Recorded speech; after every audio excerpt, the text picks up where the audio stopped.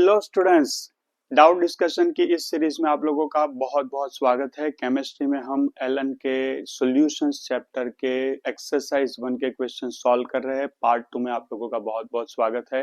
Last class में हम लोगों ने टाइप्स ऑफ कंसंट्रेशन बेसिस पर क्वेश्चंस डिस्कस करना स्टार्ट कर लिया था। उसमें मैंने आप लोगों को इनिशियली जो टाइप्स ऑफ कंसंट्रेशन है उसको समराइज कर दिया था। मैंने जो पहला वीडियो पोस्ट किया था उसमें जो इनिशियल पार्ट था वो म्यूटेड था, फिर मैंने वो करेक्ट करके उस वीडियो को रीपोस्ट कर लिया है। अगर आपके दोस्तों ने वो पार्ट देखा हो और वो पार्ट मिस कर दिया हो तो उनको रिक्वेस्ट करें, शेयर करें कि ये नया वीडियो अपलोड हो चुका है। चलो फिर तो शुरू करते हैं आज का फर्स्ट क्वेश्चन। क्या है आज का first question? Molarity of 720 gram pure water. अब देखो स्टूडेंट, 720 ग्राम प्योर वाटर हो या उतनी भी क्वांटिटी में प्योर वाटर हो, उसकी मोलारिटी फिक्स ही रहती है। प्योर वाटर की मोलारिटी 55.55 मोल पर लीटर ही रहेगी। क्यों? क्योंकि मैं आपको बता दूं कि डेंसिटी होती है 1 ग्राम पर ml। ठीक है, तो 720 ग्राम जो होगा वाटर, उसका वॉल्यूम हो जाएगा 720 ml। तो ये हो गया आपका सोल्यूट का वेट और ये हो गया आपका टोटल वॉल्यूम। ठीक है, तो अगर मैं मोलारिटी फाइंड करने की कोशिश करूं तो क्या आएगा यहाँ? W2 into 1000 upon M2 into V, that is 720 into 1000 upon 18 into 720। तो ये कुल मिलाकर ये तो कैंसिल ही हो जाएगा, तो ये बनेगा क्या? 1000 अपॉन 18 ही बनेगा इन ऑल केसेस। तो ये बनेगा 55.55 कैपिटल एम। ध्यान रखना है आपको, ये कैपिटल एम से शो करना है। ठीक है, चले नेक्स्ट क्वेश्चन पर आगे बढ़ते हैं स्टूडेंट्स। क्या है ये क्वेश्चन?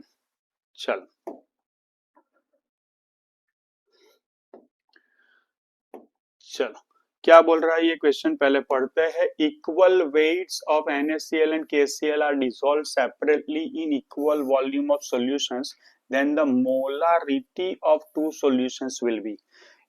सॉल्यूशन है जिसका वॉल्यूम सेम है, एक में NaCl डिसॉल्व करते हैं, एक में KCl डिसॉल्व करते हैं, तो उनकी मोलारिटी कंपेयर करनी है। मोलारिटी एक्चुअली क्या है? Number of moles of solute पर 1 लीटर सॉल्यूशन। तो मान लो कि दोनों का सॉल्यूशन का वॉल्यूम सेम है, तो वो मान लेता हूं कि वो 1 लीटर है। तो जिसमें नंबर ऑफ मोल्स ज्यादा होंगे उसमें आप कह सकते हैं कि मोलारिटी ज्यादा होगी। या तो उसकी फॉर्मूला जो है, उस फॉर्मूला से हम उसको समझने की कोशिश करते हैं। तो फॉर्मूला क्या है हमारे पास? उसकी फॉर्मूला है हमारे पास, that is what, that formula is molarity.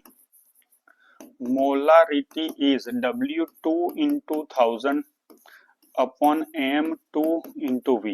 अब इनको कंपेयर करते हैं स्टूडेंट्स। ये तो 1000 कांस्टेंट वैल्यू है, वॉल्यूम दोनों में सेम है और वेट भी सेम है, तो मोलारिटी क्या हो गई बताओ? Molarity is inversely proportional to molecular weight of solute.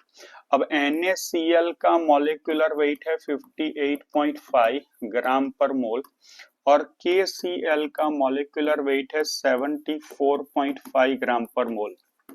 तो NaCl का मॉलिक्यूलर वेट लेस है तो उसकी मोलारिटी ज्यादा होगी, और KCl का मॉलिक्यूलर वेट मोर है तो उनकी मोलारिटी कम होगी। तो यहाँ पर क्या कह सकते हैं कि molarity of NaCl and molarity of KCl, तो NaCl की मोलारिटी ज्यादा होगी। इक्वल तो आंसर गलत हो जाएगा, इक्वल तो आंसर गलत हो जाएगा। NaCl विल बी लेस, नहीं, NaCl की ज्यादा होगी। That of NaCl will be more that of KCl, ये correct. And NaCl will be half, ये तो नहीं कह सकते, तो थर्ड हमारा करेक्ट आंसर हो जाएगा। चलिए नेक्स्ट क्वेश्चन की ओर आगे बढ़ते हैं। चल, मोल fraction of oxygen in a mixture of 7 gram of nitrogen and 8 gram of oxygen. अब यहाँ पर जब नाइट्रोजन और ऑक्सीजन वर्ड यूज करते हैं तो उसका मतलब हमें लेना होता है एंड नाइट्रोजन गैस, और नाइट्रोजन गैस होता है N2। ऑक्सीजन गैस की बात करें तो वो होता है O2 गैस। ठीक है, तो इसको हम कैसे यूज करेंगे, ध्यान से देखते हैं स्टूडेंट्स कि कैसे यूज करेंगे। तो सबसे पहले हमें मोल फ्रैक्शन है निकालने, तो मोल फ्रैक्शन ऑफ ऑक्सीजन निकालना है, माने आपको काई ऑफ O2 चाहिए, और अगर आपको काई ऑफ O2 चाहिए तो फिर दोनों के नंबर ऑफ मोल्स चाहिए। तो दोनों के नंबर ऑफ मोल्स अगर आपको निकालने हैं तो N of O2 is nothing but W upon M, that is 8 ग्राम है, तो डिवाइडेड बाय 32 होगा, तो ये बनेगा 1/4 मोल। N ऑफ N2 भी तो निकालना पड़ेगा, that is W upon M, that is 7/28, that is 1/4 मोल हो जाएगा। चलो अब आगे बढ़ते हैं। अगर मैं काई ऑफ O2 निकालना चाहता हूं तो ऊपर आएगा number of moles of O2 और नीचे आएंगे टोटल नंबर ऑफ मोल्स। तो ये बन चुका है N of O2 plus N of N2, तो यहाँ आएगा 1/4, ये 1/4 प्लस 1/4, तो ये हो गया 1/4 upon 2/4, that is 1/2, that is 0.5। तो ये हो गया अपना आंसर। ठीक है स्टूडेंट्स, चलो आगे बढ़ते हैं। In a solution of 7.8 gram benzene and 46 gram of toluene, the mole fraction of benzene, माने आपको काई ऑफ B निकालना है, तो उससे पहले आपको दोनों के मॉलिक्यूलर वेट पता होने चाहिए। बेंजीन का मॉलिक्यूलर वेट है 78 और टोल्यूइन का मॉलिक्यूलर वेट है 92। बस अब इसका यूज करके हम आगे बढ़ जाते हैं। तो कैसे करेंगे? तो सबसे पहले दोनों के नंबर ऑफ मोल्स निकाल लेते हैं। दोनों के number of moles N of benzene, B लिख देता हूं, टोल्यूइन के लिए मैं T लिख दूंगा, W अपॉन M होगा। W की वैल्यू हो गई 7.8 और ये हो गया 78, तो ये बन चुका है 0.1 मोल। और यहाँ पर N ऑफ टोल्यूइन अगर है तो W अपॉन M, तो ये हो चुका है 46 और ये है 92, तो ये बन चुका है 1/2 या तो आप कह सकते हैं 0.5 मोल। अब आपको चाहिए काई of benzene, that is what N of B upon N of B plus N of T। तो ये है आपका 0.1 और ये है आपका 0.1 प्लस 0.5, दैट इज 0.1 अपॉन 0.6, तो ये हो चुका है आपका 1/6, तो आपका आंसर बन जाएगा 1। ठीक है स्टूडेंट्स, चलो देखिए स्टूडेंट, सबसे इंपॉर्टेंट चीज ये है कि आप क्वेश्चन को जैसे ही आपकी स्क्रीन पर आ जाता है आप उसे खुद प्रैक्टिस करें, सॉल्व करें, उसके बाद यहाँ पर सॉल्यूशन देखें। इससे आपका खुद का कॉन्फिडेंस और स्पीड धीरे धीरे बढ़ेगी, एक्यूरेसी भी बढ़ेगी। ठीक है, चलो।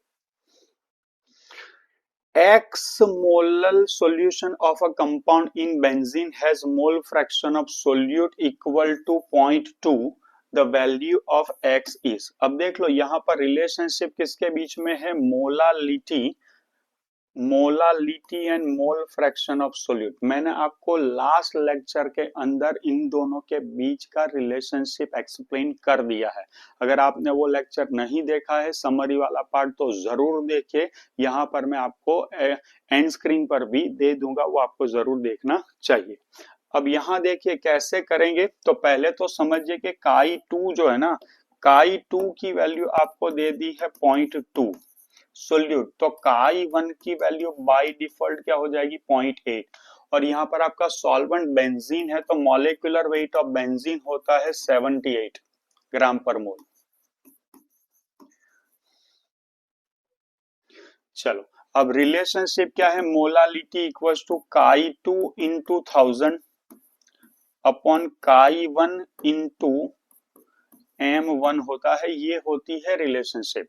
अब काई 2 की वैल्यू है 0.2 इंटू 1000 और ये हो गया आपका 0.8 और बेंजीन का मॉलिक्यूलर वेट होता है 78। चलो तो इसको अगर मैं सॉल्व करूं तो ये 4 से कट जाएगा, तो 1000 अपॉन 4 और ये हो गया है 78। चेक करो। तो इसको अगर मैं सिंप्लीफाई करूं तो ये तो सिंप्लीफाई हो जाएगा 250 अपॉन 78 में। चेक करो। अब ये जो 78 है ना, उसको मैं अप्रोक्सीमेटली 75 मानकर चलूं, 75। ध्यान से देखना, तो ये 25 इंटू 10 और ये है 25 इंटू 3, तो ये सिंप्लीफाई होकर के बन रहा है 10/3, तो इसका आंसर आएगा 3.333। ये इसका आंसर आना चाहिए। लेकिन हमने किया क्या है, 78 डिनोमिनेटर को स्मॉल कर दिया है। हालांकि 75 अगर रखेंगे तो आंसर ये आएगा, लेकिन 78 रखेंगे तो आंसर क्या आएगा, इससे थोड़ा कम आएगा। तो इससे थोड़ा कम वाला आंसर हमारे पास कौन सा है स्टूडेंट्स, ये है। देखो स्टूडेंट्स, यहाँ पर मैं आपको केमिस्ट्री के कंसेप्ट तो पढ़ा ही रहा हूँ, लेकिन अप्रोक्सीमेशन यूज करके किस तरह से आप अच्छे से शॉर्टकट से आंसर ला सकते हैं ना, वो चीजें भी मैं आपको बताता जा रहा हूँ, जिसका आपके लिए बहुत ही हेल्प रहेगा। ठीक है, चलो। 500 gram toothpaste sample has 0.02 gram fluoride, माने फ्लोराइड की क्वांटिटी 0.02 ग्राम है in total quantity of toothpaste of 500 gram. ठीक है, what is the concentration of fluorine in terms of PPM. तो पीपीएम की फॉर्मूला क्या है स्टूडेंट्स, पीपीएम की फॉर्मूला है weight of solute, that is W2 upon total weight of solution into 10 to the power 6। तो fluorine कितना है 0.02, that is 2 into 10 to the power -2 है, और ये कितना है 500 है, और यहां पर लगा देता हूं मैं 10 to the power 6। चेक करो, अब मैं ऊपर नीचे 2 से मल्टीप्लाई कर देता हूं, तो ये बनेगा 4 into 10 to the power -2 into 10 to the power 6, और नीचे बन जाएगा 1000। चेक करो, अब इसको पूरी तरह सॉल्व कर दे तो ये क्या बनेगा, ये ऑलरेडी 10 टू द पावर 4 है, नीचे 10 टू द पावर 3 है, तो 10 to the power 4 upon 10 to the power 3 equals to क्या हो जाएगा 10। तो आंसर हो जाएगा आपका 40 ppm। देखो यहाँ पर मैंने ये जो ट्रिक बताई है ना, ये ट्रिक बहुत ही इंपॉर्टेंट है। क्या है ट्रिक, जैसे मैंने ये कन्वर्जन किया ना, ये बहुत ही इंपॉर्टेंट है ये कन्वर्जन। ठीक है, तो ये बहुत ही आसानी से आप सॉल्व कर पाएंगे, आप अपना दिमाग लड़ाए और सक्सेस पाते रहे। ठीक है, चलो नेक्स्ट क्वेश्चन की ओर आगे बढ़ते हैं स्टूडेंट्स। चलिए स्टूडेंट्स, ये जो क्वेश्चन है, द नॉर्मालिटी ऑफ 10 ml और 20 V हाइड्रोजन पेरोक्साइड सॉल्यूशन। तो सबसे पहले तो हाइड्रोजन पेरोक्साइड की कंसंट्रेशन को समझते हैं। हाइड्रोजन पेरोक्साइड लिक्विड स्टेट में होता है, और वो हाइड्रोजन पेरोक्साइड अनस्टेबल होता है, जो डिकम्पोज होकर H2O liquid plus half O2 gas बनाता है। अब उसकी कंसंट्रेशन जो V है, इसका क्या मतलब है समझते हैं। मान लो कि आपके पास 1 लीटर हाइड्रोजन पेरोक्साइड है, जो फुल्ली डिकम्पोज होता है वाटर और ऑक्सीजन गैस के अंदर, जिस ऑक्सीजन गैस का वॉल्यूम आता है x litre. 1 litre hydrogen peroxide का डिकम्पोजिशन होने पर बनने वाले ऑक्सीजन गैस का वॉल्यूम कितना आता है x लीटर। कौन से टेम्परेचर प्रेशर पर, रूम टेम्परेचर और रूम प्रेशर पर। उसको आप कन्वर्ट करते हैं एसटीपी पर, माने क्या 0 डिग्री सेल्सियस और 1 एटमॉस्फेयर या 1 बार पर उसका वॉल्यूम आता है V लीटर। ये हाइड्रोजन पेरोक्साइड की कंसंट्रेशन शो करता है। इसका मतलब क्या हुआ, कि इसका मतलब ये हुआ कि ये ऐसा हाइड्रोजन पेरोक्साइड है जिसके 1 लीटर वॉल्यूम का लिक्विड 1 लीटर का डिकम्पोजिशन करेंगे तो बनने वाले ऑक्सीजन गैस का एसटीपी पर वॉल्यूम V लीटर होगा। अब इसको समझते हैं। मान लो ये आपको दे दिया है 20 V हाइड्रोजन पेरोक्साइड, इसका मतलब क्या होगा, इसका मतलब ये है कि ये ऐसा हाइड्रोजन पेरोक्साइड है जिसके 1 लीटर वॉल्यूम को आप डिकम्पोज करोगे तो बनने वाले ऑक्सीजन का एसटीपी पर वॉल्यूम क्या होगा 20 लीटर होगा। मान लो कि 20 V के बदले 10 VH2O2 दिया है, तो इसका मतलब क्या होगा, ये ऐसा हाइड्रोजन पेरोक्साइड है जिसके 1 लीटर वॉल्यूम का डिकम्पोजिशन अगर हम करते हैं तो बनने वाले ऑक्सीजन गैस का एसटीपी पर वॉल्यूम 10 लीटर होगा। आई थिंक क्लियर हो गया होगा। 5V, 10V, 20V, 22.2V ऐसा कुछ भी लिखा हो तो वो हाइड्रोजन पेरोक्साइड की कंसंट्रेशन है। उसका मतलब क्या होगा, मान लो कि 5V लिखा है, इसका मतलब क्या होगा, ये ऐसा हाइड्रोजन पेरोक्साइड है जिसके 1 लीटर का डिकम्पोजिशन करने पर हमें मिलने वाले ऑक्सीजन गैस का एसटीपी पर वॉल्यूम क्या होगा 5 लीटर होगा। अब ये वॉल्यूम कंसंट्रेशन की molarity as well as normality के साथ क्या रिलेशनशिप है वो अब देखता है। वो रिलेशनशिप है volume concentration is equals to molarity into 11.2, volume concentration is equals to normality into 5.6। तो वॉल्यूम कंसंट्रेशन में से मोलारिटी का रिलेशनशिप क्या है, मोलारिटी को 11.2 से मल्टीप्लाई कर दो तो वॉल्यूम कंसंट्रेशन मिलती है, नॉर्मालिटी को 5.6 से मल्टीप्लाई कर दो तो आपको वॉल्यूम कंसंट्रेशन मिलती है। अब यहां पर हमारा क्वेश्चन क्या है, वॉल्यूम और नॉर्मालिटी, तो volume concentration is equal to n into 5.6 करेंगे तो नॉर्मालिटी इज इक्वल टू क्या आएगा, v अपॉन 5.6 आएगा। v यहाँ पर क्या है 20 है और उसको 5.6 से डिवाइड करेंगे, मान लो कि 5 से डिवाइड करेंगे तो आंसर 4 आएगा, लेकिन डिवाइड किस से करना है, 5.6 से करना है, तो आंसर क्या आना चाहिए, 4 से थोड़ा कम। तो 4 से थोड़ा कम जो आंसर है वो 3.58 है, तो इसका आंसर क्या बन जाएगा, 3.58 नॉर्मल। तो ये जो मैंने आपको बताया है ये रिलेशनशिप आपको याद रखनी है, ठीक है। इसका अलग से डेरिवेशन भी है, अगर आप चाहते हैं कि इसका डेरिवेशन मैं आपको एक्सप्लेन करूं कमेंट बॉक्स में जरूर शेयर करें। चल, hydrogen peroxide solution use for hair bleaching, generally hair bleaching में यूज होता है, क्यों, क्योंकि उससे रिलीज होने वाला जो ऑक्सीजन होता है वो ब्लीचिंग का काम कर सकता है। As a solution of approximately 5 gram hydrogen peroxide per 100 ml of the solution, the molecular mass of H2O2 is this, the molarity of this solution is approximately, तो हमें तो molarity ही फाइंड करनी है स्टूडेंट्स, तो molarity क्या बनेगी,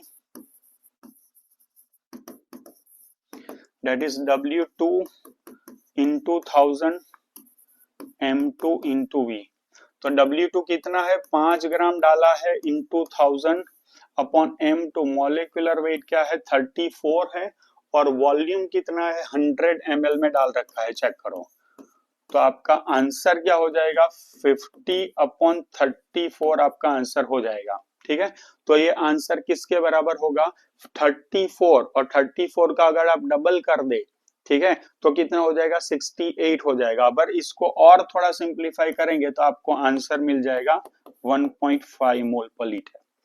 अब यही चीज आपको वॉल्यूम कंसंट्रेशन से पूछ ले कि भाई इसका वॉल्यूम कंसंट्रेशन क्या होगा, तो इसके वॉल्यूम कंसंट्रेशन के लिए आपको 1.5 से को 11.2 से मल्टीप्लाई कर दे, अभी प्रीवियस क्वेश्चन में ही डिस्कस किया, तो 1.5 इंटू 11.2 कर दे तो आपको वॉल्यूम कंसंट्रेशन मिल जाएगी, ठीक है।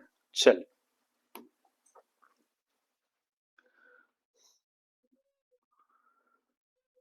okay, normality of 10% W after V H2SO4 solution is nearly, अब ध्यान से नॉर्मालिटी जो है, नॉर्मालिटी उसकी फॉर्मूला क्या है, W2 into 1000 upon E2 into V।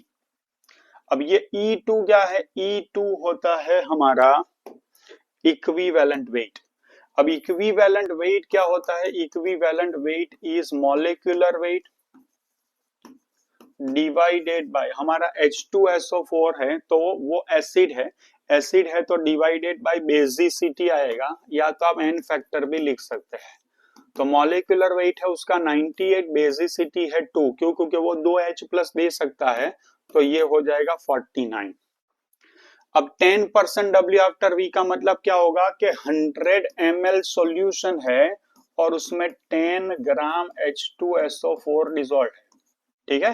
तो यहां पर डालेंगे 10 इंटू 1000 डिवाइडेड बाय ये हो गया 49 और सॉल्यूशन का वॉल्यूम है 100, तो ये दो कट जाएंगे तो आपको ऊपर मिलेगा 100 और नीचे मिलेगा 49। अब इस 49 को मैं मान लेता हूं कि वो 50 है, तो 100 अपॉन 50 क्या हो जाएगा, अप्रोक्सीमेटली 2 नॉर्मल सॉल्यूशन हो जाएगा। आई होप आप लोगों को क्लियर हो गया होगा। चल, next question, what volume of 0.1 normal HNO3 solution can be prepared from 6.3 gram HNO3, तो आपको नॉर्मालिटी पर जाना है। हालांकि ये जो आपका HNO3 है ना, उसका n फैक्टर क्या है बताओ, ये एसिड है जो आयोनाइज होकर एक ही H प्लस देता है, तो उसका मॉलिक्यूलर वेट और इक्विवेलेंट वेट क्या होगा, सेम होगा। क्यों? क्योंकि equivalent weight is equal to what, molecular weight upon N factor, या तो मॉलिक्यूलर वेट अपॉन बेसिसिटी कह सकते हैं। इसका मॉलिक्यूलर वेट होता है 63 डिवाइडेड बाय 1, तो आंसर आ गया 63। तो फॉर्मूला लगाएंगे, नॉर्मलिटी इक्वल्स टू क्या होता है, W2 into 1000 upon equivalent weight of solute into volume. तो ये हो गया 0.1 इज इक्वल टू W2 कितना लेना है 6.3 इंटू 1000 अपॉन ये हो गया 63 और ये है वॉल्यूम। तो V इज इक्वल टू क्या होगा 6.3 इंटू 1000 अपॉन 63 इंटू 0.1। तो ये दोनों को मिलाओगे तो 6.3 ही हो जाएगा। तो ये बन चुका है 1000 ml। तो आपका आंसर होना चाहिए 1000 ml या तो 1 लीटर। ठीक है, चलो स्टूडेंट्स, अमोलल सॉल्यूशन, अमोलल सॉल्यूशन का मतलब करेंगे 1 molal is one that contains 1 मोल। पहले तो समझ लो कि मोलालिटी होती क्या है, number of moles of solute dissolved in 1 kg solvent. 1 kg solvent, दो चीजें यहाँ बहुत इंपॉर्टेंट है, एक तो 1 kg और दूसरा सॉल्वेंट। तो आपको अमोलल दिया है, इसका मतलब हम क्या करेंगे, इसका मतलब है कि 1 मोलल है, माने इसका मतलब है कि 1 mole solute, 1 mole solute in 1 kg solvent हो जाएगा। ठीक है, चलो 1 mole of solute in 1000 gram of solvent, very good. 1 litre wrong, 1 litre wrong, 22.4 बिल्कुल गलत। तो हमारा आंसर हो जाएगा 1। ठीक है, मोलालिटी क्या है, number of moles of solute in 1 kg solvent, और मोलारिटी क्या है, number of moles of solute in 1 litre solution. ठीक है, ध्यान रखना है।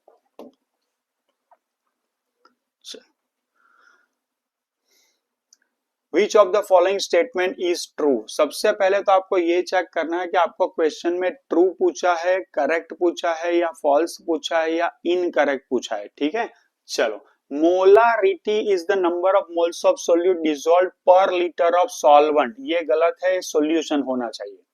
द मोलारिटी, लेकिन अभी इसको होल्ड पर रख सकते हैं। The molarity and normality of a solution of sodium carbonate are same, ये भी गलत। क्यों? क्योंकि Na2CO3 है ना, ये सॉल्ट है, तो इसको आयोनाइज करेंगे आप स्टूडेंट्स, तो ये बनेगा ऐसे। तो इसका टोटल पॉजिटिव चार्ज 2 यूनिट है, या तो टोटल नेगेटिव चार्ज 2 यूनिट है। तो इसका equivalent weight, molecular weight divided by charge होगा, तो डिवाइडेड बाय 2 होगा।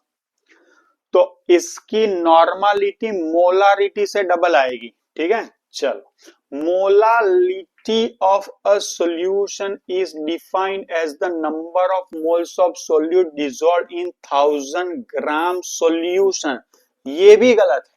क्यों? क्योंकि 1000 ग्राम सॉल्वेंट आना चाहिए, यहां सॉल्यूशन होना चाहिए और यहां सॉल्वेंट होना चाहिए।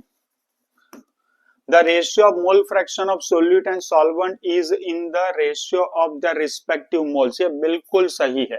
Only D is the correct answer। वो मैं आपको बताता हूं कैसे। Chi 2 क्या होता है, वो होता है N2 upon N2 plus N1, माने क्या, number of moles of solute upon total moles of solution. Chi 1 क्या होता है, वो होता है number of moles of solvent upon total number of moles. और mole fraction of solute to solvent का रेशियो अगर मैं लूंगा तो क्या होगा, तो it is N2 upon N2 plus N1 upon N1 upon N2 plus N1।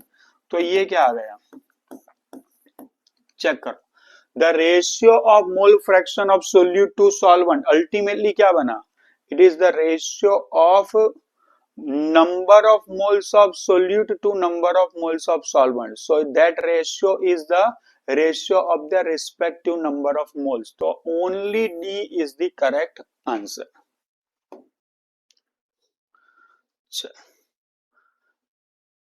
Let's take molarity of 98% W after WH2SO4 solution जिसकी कंसंट्रेशन है 1.8 ग्राम पर ml। तो मैंने आपको शॉर्टकट दे रखा है कि मोलारिटी इज इक्वल्स टू क्या आएगा, मोलारिटी आएगा 10 D percentage W after W upon molecular wait. ध्यान रखिए अगर W आफ्टर W है तो फॉर्मूला में डेंसिटी आएगी, लेकिन अगर W आफ्टर V है तो फॉर्मूला सीधी ही बनेगी लाइक दिस के molarity is equal to 10 percentage W after V upon क्या आएगा, upon molecular weight of solute. लेकिन यहाँ पर W आफ्टर W है, ये हमें ध्यान रखना है। तो 10 डेंसिटी है 1.8, W आफ्टर W है 98 और यहाँ पर आ जाएगा मॉलिक्यूलर वेट सल्फ्यूरिक एसिड का, तो इसका आंसर बनेगा 18 मोल पर लीटर। तो हमारा आंसर हो जाएगा 2। चलिए स्टूडेंट्स, तो हम लोगों ने दिस इज हाउ पार्ट 1 जो जहां पर हम रुके थे यहां से आगे चलकर पार्ट 2 हमने कंप्लीट कर लिया है, जिसमें डिफरेंट टाइप ऑफ कंसंट्रेशंस हमने कवर कर लिया है। तो वो डिफरेंट टाइप ऑफ कंसंट्रेशंस आप लोगों को अच्छी प्रैक्टिस हो गई होगी। आपको अगर कोई क्वेश्चंस डिफिकल्ट लग रहा है, आप उसे सॉल्व नहीं कर पा रहे and if you want the solution और प्रॉपर एक्सप्लेनेशन, इस डिस्क्रिप्शन में आपको हमारे नंबर्स मिल जाएंगे, आप हमारे साथ कम्युनिकेट कर सकते हैं। बहुत सारे स्टूडेंट्स ऐसे हैं जो एलन में जुड़े हुए हैं या कोई और इंस्टीट्यूट में भी जुड़े हुए हैं, वो वहां पर जब टेस्ट देते हैं, टेस्ट में वो परफॉर्म नहीं कर पाते, कुछ क्वेश्चंस उनको छोड़ देने पड़ते हैं, कुछ गलत होते हैं, उनके आंसर्स उनको सॉल्यूशंस के फॉर्म में तो मिल जाते हैं लेकिन उनको समझ नहीं आता है। और डाउट्स काउंटर पर जब वो पहुंचते हैं तो वहां पर बहुत ही ज्यादा भीड़ होती है। कुछ स्टूडेंट्स ऐसे होते हैं जो बाई नेचर बहुत इंट्रोवर्ट होते हैं, तो जाकर के पूछ नहीं पाते। ऐसे स्टूडेंट्स हमारे साथ जुड़ते जा रहे हैं, तो आप भी हमारे साथ जुड़ सकते हैं 1-to-1 डाउट सेशन के अंदर। That will help you boost your confidence. क्यों? क्योंकि आपके कंसेप्ट के रिलेटेड आपको बहुत ही अच्छी क्लैरिटी मिल जाएगी। ठीक है, वीडियो को लाइक करें, आप अपनी कमेंट्स शेयर करें, डेफिनेटली जिनको इसकी जरूरत है वैसे दोस्तों के साथ शेयर करें, चैनल को सब्सक्राइब भी करें। मिलते हैं फिर नेक्स्ट लेक्चर में नए टॉपिक के साथ। थैंक यू सो मच, मिलते हैं फिर नेक्स्ट क्लास में। Till then keep learning, enjoy chemistry.